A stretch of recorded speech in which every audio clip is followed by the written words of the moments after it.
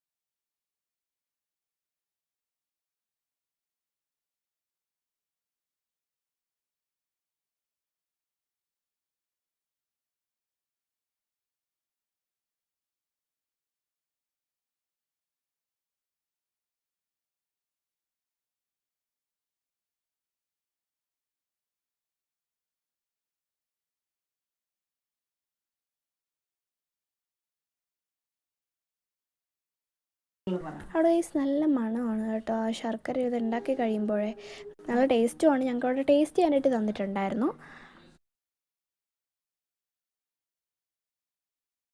എന്നിട്ട് അതിൻ്റെ വേസ്റ്റ് ആദ്യം ഇവരിതിൻ്റെ കരിമ്പ്, അതായത് ഈ ഷുഗർ കെയിനിൻ്റെ ജ്യൂസ് ഉണ്ടാക്കും.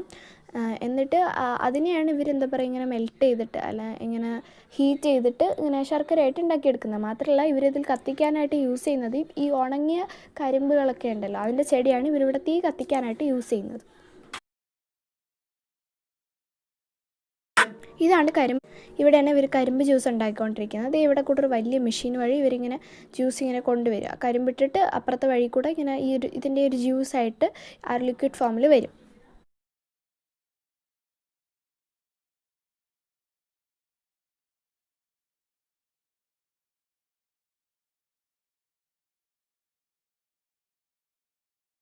ആ ശർക്കര അവിടെ കിടന്നിട്ട് ഇങ്ങനെ തിളയ്ക്കുക കേട്ടോ. നല്ല ബ്രൗണിഷ് കളറിലായിട്ടിരിപ്പുണ്ടാവും. നല്ല മണമാണ് അതിങ്ങനെ തിളച്ച് വരുമ്പോൾ.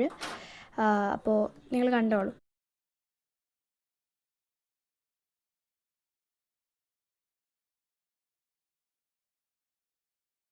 ായിട്ടൊക്കെ